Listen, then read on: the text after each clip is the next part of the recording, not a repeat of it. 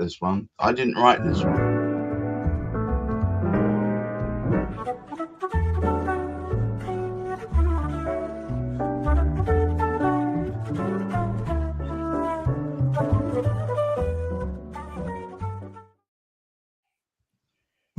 Bienvenue, welcome once again. Oh my goodness, happy Thursday. And what temperatures we have out there, as Hamish is already regaling me with. He's adoring this temperature. He's a sun bunny, really. He very much enjoys that sort of thing. Whereas the rest of us are just coping, I guess. But a welcome to everyone watching today. And we, as you well know, on Property Quorum, usually knock about with topics that affect the property market and try and discuss them and hopefully bring you some interest. Today is all about one of Silas's favorite topics, when referral fees come before the clients. But before we get into that, as ever, Hamish, would you start us off? Yes, it's one of those aspects that every time one speaks of conveyancing, the same subject will actually hit us, because it is something which makes a significant difference to the whole of the sort of transaction. And sadly, it can come very, very early within the transaction. And it is not necessarily any good at all, because it limits the choice by some estate agents that are given to clients to actually sort of process their the buying of their property or the selling of their property, because it's a suggested route that they go down. By going down that route, it doesn't necessarily mean, it doesn't matter what the estate agent says, but it rarely means that they're going to the client will better themselves by going down that route. It is a route to go down for the benefit of the estate agent. And this is where our title comes from today, when referral fees come before clients. What is the most important thing? It's to help those clients to work, basically, to get the property on the market, find that buyer, and get that property sold. And referral fees are not helping in any way at all. Well, it's an interesting thing. A referral fee, Silas, seems to be something that is not necessarily in the interests of the buyer, and often, dare I say it, the buyer doesn't even realize this kind of arbitration or arbitrage is going on behind the scenes. Well, quite right, Gareth. I believe it was Trading Standards that released some statistics around this, that they suggested that there were at least 59% of all consumers had absolutely no idea that they were paying referral fees, because ultimately they're the ones that, where the money's coming from. And so these referral fee arrangements seems quite innocuous. And the whole idea that's propelled by the industry is that the referral fee acts as a kind of marketing spend by the conveyancer for leads, which on the surface sounds all very well and good and plausible. But of course, referral fees are not just coming from estate agents, or from conveyancers to estate agents. They can also be taken out through panel management companies and lead generation companies and all those sorts of players. So it's not specifically in the domain of estate agency. But one of the topics I'd like to bring to people's attention is the topic of moral injury within estate agency and with the wider profession of legal expertise, because to my mind, referral fees actually distort, first of all, the recommendation of who is the right person for this particular job. And if you are an estate agent and you're recommending a practitioner who you would never use for your own conveyance, but you're putting them forward because they pay the highest referral fee, and I've seen referral fees up to, £895 on a £1,500 conveyance. You have to question what are you doing to yourself? What moral injury are you creating to yourself to be acting in a way that is not in alignment with your integrity or your desire to actually help people? And this is not all estate agents. I don't want to paint all estate agents with the same brush. There are some very good ones out there who want to help and support people. But the challenge is, when the industry has built itself around referral fees, and let's be honest, they affect about 70% of all transactions, to my mind. And if you consider that there's change involved, that number can very quickly escalate towards 100% of all transactions. One could say the vast majority of transactions have some sort of insidious nature to them. Correct. And that is what undermines good practitioners. So you have examples like Connell's when they're caught on camera through the Panorama investigation, and their expose pointed the finger very specifically at conditional selling within a state agency, i.e. the individual concerned, I'm not going to say the whole company, but the individual concerned highlighted within that program was not willing to put forward the offer unless the buyer was prepared to use one of their referred partners. That is conditional selling. It's bad, but it gives everybody in the industry a bad name. So all of the good practitioners are being brought down to that same level of all estate agents are the same. And I think it really harms not just the consumer, but more importantly, the estate agents and the conveyancers working alongside them. And just to round this off with a final statistic, I believe passionately that the industry is selling itself short to the point of actual burnout, because if you were to apply a £400 referral fee across all transactions, you would come out between about 400 and 480 million of additional revenue moving from conveyancers to estate agents. If we actually sorted out this problem of only 1 in 2 properties selling and 1 in 3 deals falling through, and a number of properties being withdrawn after a sale has been agreed, estate agents are sacrificing about £5.42 billion a year in income, which would make a massive difference to the sector, increase the earning potential of all people concerned, and allow them to employ the right staff to deliver the very best job for their clients. So it really is not a small thing that needs to be addressed. It's a massive issue that's undermining a much bigger picture than people realise. But Silas, what you're doing there is appealing to a moral centre and a moral compass. And I'm not saying these people are amoral, but when profits are looming, and when we're talking about £850 on a what £1,700 that's obscene profiteering, really.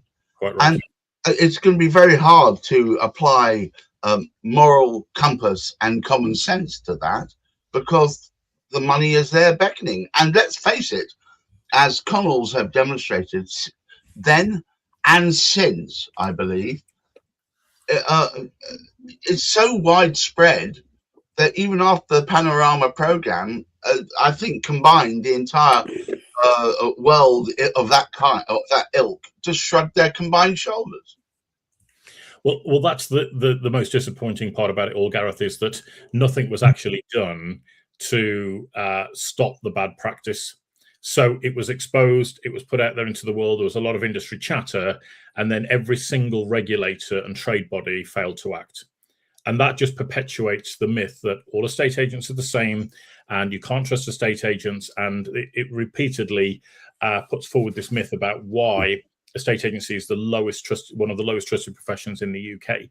And to my mind, it's bad for the good practitioners, the ones that actually really want to do a good job, who don't accept referral fees, who aren't caught up in this nonsense, but they're affected by osmosis because the wider industry is pulling itself down. So you're right, it is a moral problem, but the whole reason why referral fees are being charged in the first place is because the whole system has commoditized the profession of estate agency and conveyancing to a large extent.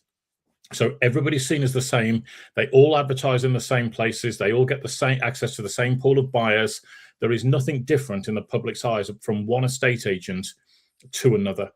And because of that commoditization, fees have fallen within the industry to a point where it's now unprofitable to run a good estate agency. So you've got to get money in from elsewhere. And that's why referral fees have become so common. What I'm advocating for with the Maverick movement and what we're trying to do here is to increase professionalism and how people are perceived as estate agents. So you can be proud to be a maverick, that you can be proud to be doing a really good job for your client, and you're working with people who have honor in delivering that service to the client, not getting pulled down into the mud with all the other shady business that's going on, the brown paper envelopes. We don't want any of that. We have to rise above that, and that only comes with higher standards. Hamish, it appears to me that if you are going to have any form of regulation without teeth is no regulation at all. Well, we don't have any regulation. To be perfectly honest, that panorama program was nothing. There was nothing new in it. I mean, I was watching it to find out some new revelations. Nothing had changed. But I think the worst of it, as Silas just sort of pointed out, one would have thought that this gave impetus to the regulator or someone somewhere to start looking at this and say, because so much time is spent. And the big problem is with all these meetings, let's improve the buying and selling process. Let's speed it up. They're speaking to the wrong people.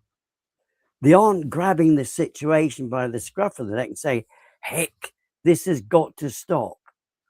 And this is the big challenge. There isn't regulation.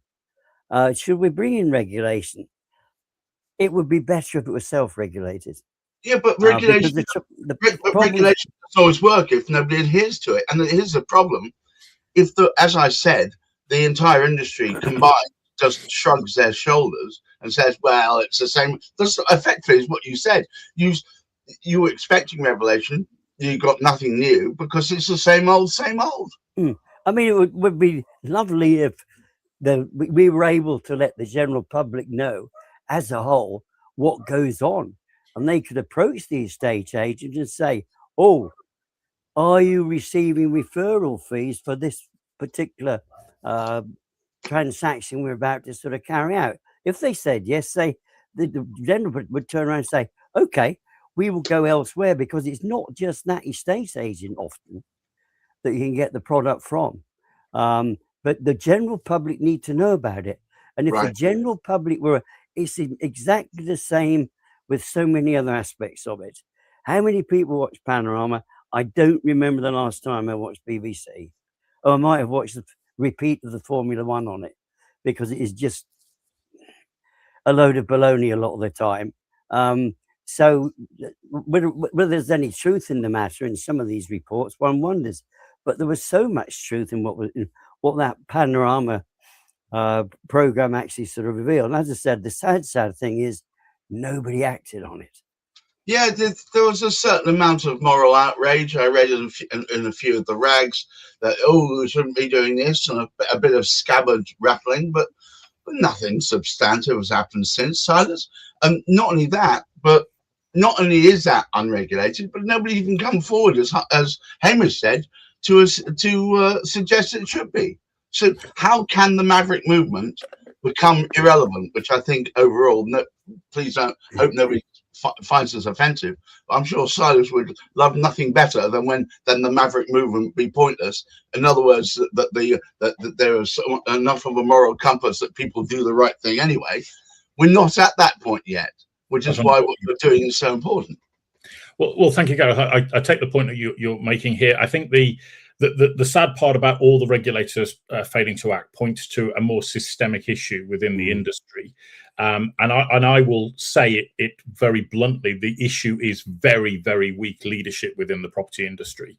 Nobody wants to step out of line. You've got to fit in with the clique.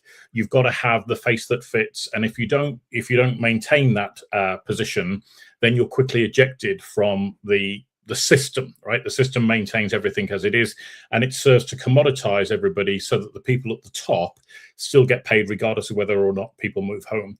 And that's the sad fact of the matter. Now, Trading Standards said in 2020, when they did a report on referral fees, if transparency did not solve the issue, they ought to be banned. Okay, and the striking thing for me is that this has all been documented. It's been documented by Trading Standards. It's been documented by us in our white paper and probably countless other people.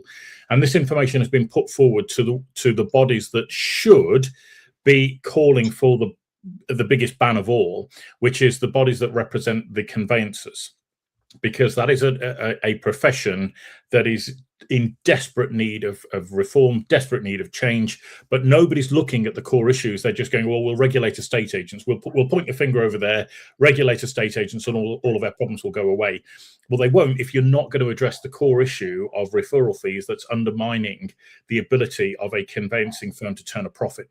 I have seen with my own two eyes a £2 million turnover law firm dealing with conveyancing actually losing money because they're paying so much money out in referral fees to try and win the business. And so you're undermining the entire industry. And yet one of the professional bodies, I won't mention them, but they did their own sort of pet survey on referral fees, asked 12 practitioners whether or not they should be banned, and now need to do a further consultation on whether or not referral fees should be banned within the industry. And I'm sitting there going, every single conveyancer that I've spoken to wants referral fees banned. Of course. Because it's sucking all their profit out of the job, that's preventing them from actually running a successful business or hiring the people they need to or investing in the technology that they need.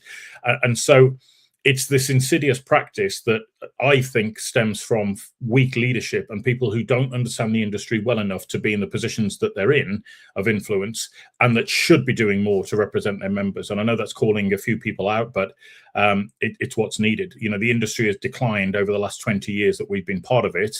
We've all seen it. We've all witnessed it firsthand. We've got friends and family that have been affected by it.